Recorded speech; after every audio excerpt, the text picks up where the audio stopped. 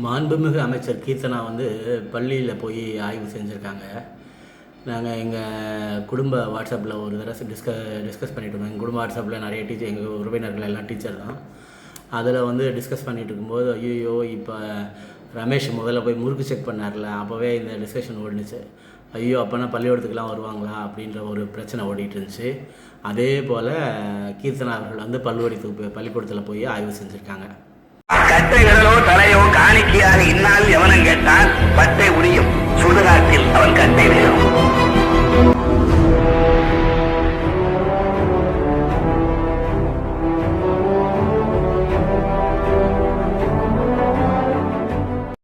வணக்கம். Dravidian stock YouTube சேனலுக்கு உங்களை வரவேற்கிறேன். இந்த காணொலியை லைக் பண்ணுங்கள், ஷேர் பண்ணுங்கள், கமெண்ட் பண்ணுங்கள், சப்ஸ்கிரைப் பண்ணி பாருங்கள். அதாவது ஒரு அமைச்சர் வந்து அவங்களோட துறை வந்து தொழில்துறை அமைச்சர். தொழில்துறையில் அவங்க ஒரு டோட்டல் ஃபெயிலியர் ஆகிட்டாங்க.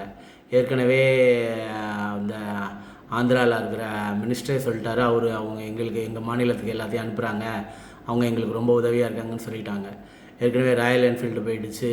அப்புறமா ஒன்றிய அரசோட பாதுகாப்புத்துறையோட பெரிய ஒரு விமான இது போயிடுச்சு.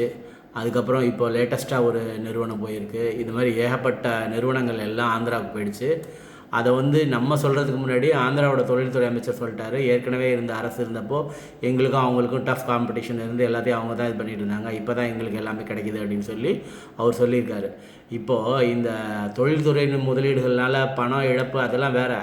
பல்லாயிரக்கணக்கான லட்சக்கணக்கான இளைஞர்களுக்கான வேலைவாய்ப்பு போயிருக்கு. ஜீவசகாப்தன் வந்து ஒரு பொது ஊடகத்தில் 80,000 பேருக்கு, அதாவது 80 லட்சம் பேருக்கு வேலைவாய்ப்பு உள்ள ஒரு தொழில் வந்து வெளியில் போயிடுச்சு. அதை வந்து மறுக்க யாராவது முடியுமா, ஆதாரத்தை நான் தரவா அப்படின்னு சொல்லி ஒரு பொது ஊடகத்தில் டிபேட்லேயே அவர் சொன்னார். இவ்வளவும் நடந்ததுக்கு அப்புறமும் இந்த அரசு தன்னை பற்றி எந்த விதமான மக்களுக்கு மேலே எந்த அக்கறையும் இல்லாமல் சும்மா அங்கே போகிறேன் இங்கே போகிறேன்னு சொல்லி போய் ஆய்வு நடத்தி ரீல்ஸ் போட்டுட்ருக்காங்க. பள்ளிக்கல்வித்துறைக்குன்னு ஒரு அமைச்சர் இருக்கார், உயர்கல்வித்துறைக்குன்னு ஒரு அமைச்சர் இருக்கார். உயர்கல்வித்துறை அமைச்சர் போய் இப்போ சின்ன பிள்ளைய போக்சோ கேஸ் அளவுக்கு மோசமான விஷயம் நடந்துருச்சுன்னு அவர் மேலே ஒரு அலிகேஷன் ஏற்பட்டுருச்சு. அதோட அவர் அமைதியாகிட்டார். பள்ளிக்கல்வித்துறை அமைச்சர் வந்து அவர் பெரிய வாய்ஸ் ஆடால், அவர் தான் தெரியும் உங்களுக்கு, அவர் அப்படி இப்படின்னு பேசுவார் ஒழிஞ்சு அவர் எதுவும் இறங்கி செய்யவே இல்லை.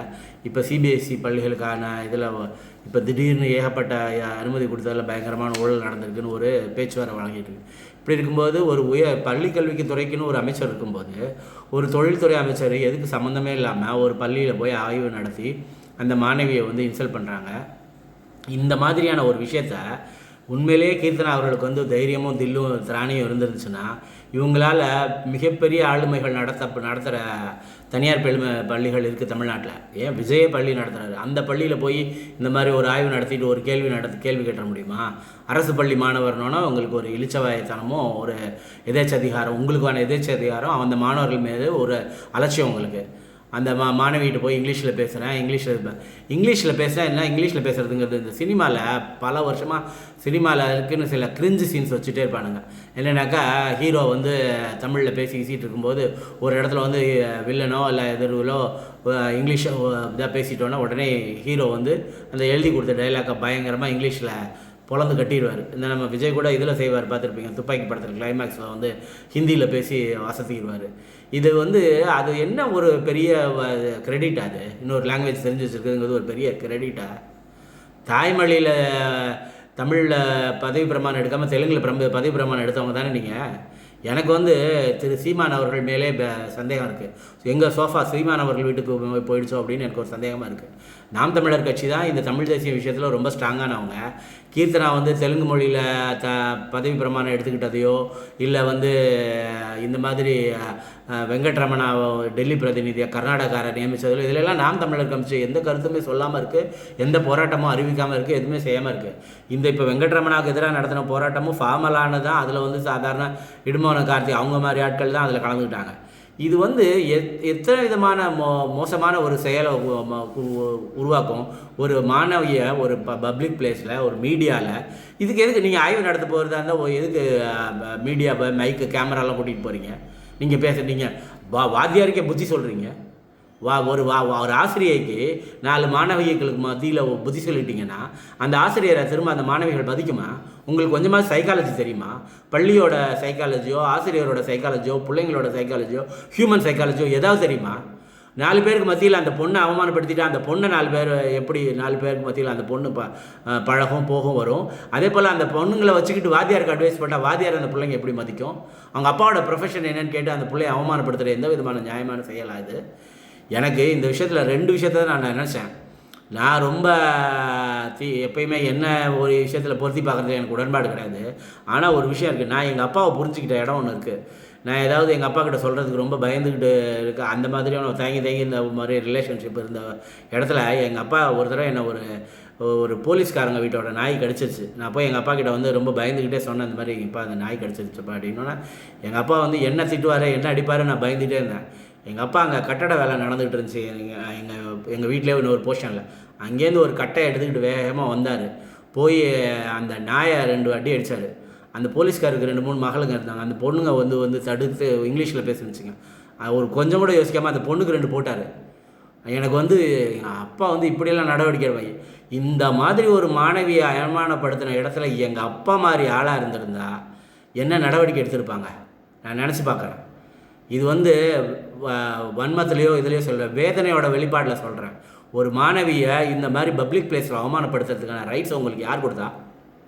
இன்னொரு விஷயம், இந்த கையால் ஆகாத தாவேக அரசு இருக்க ஒன்றுமே லாயக்கில்லாத முதலமைச்சர் கொண்டு இருக்குது. இந்த இடத்துல மட்டும் ஜெயலலிதா மேடம் இருந்திருந்தாங்கன்னா கீர்த்தனாவை இப்போ எந்த இடத்துல வைக்கணுமோ அங்கே வச்சுருப்பாங்க.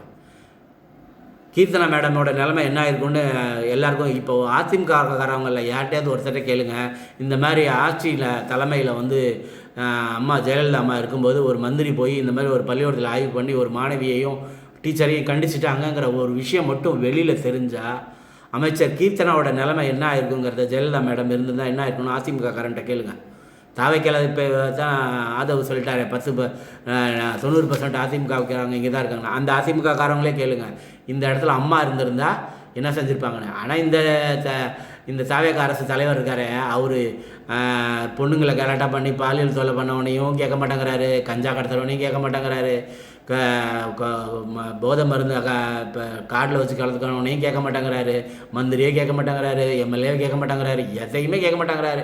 அவரோட எண்ணம் எல்லாம் இப்போ ஒரே ஒரு விஷயந்தான், பாக்கி இருக்க 12 எம்எல்ஏ எப்படி பர்ச்சேஸ் பண்ணணும், அவங்க இடைத்தேர்தலில் சந்தித்து அங்கே போய் எப்படி பிரச்சாரம் பண்ணணும், அதில் ஜெயிச்சு நம்ம ஒரு ஸ்ட்ராங் கவர்மெண்ட்டாக மாறிடணுங்கிறதுல தான் இப்போ அவர் ஒரே குறியாக இருக்கார். இந்த கவர்மெண்ட் இப்படி நாசமாக போகிறதையும் இந்த மக்கள் இப்படி அவமானப்படுறதையும் கேட்கறதுக்கு யாருமே இல்லாத இடத்துக்கு இந்த தமிழ்நாடு அரசு வந்துருச்சு.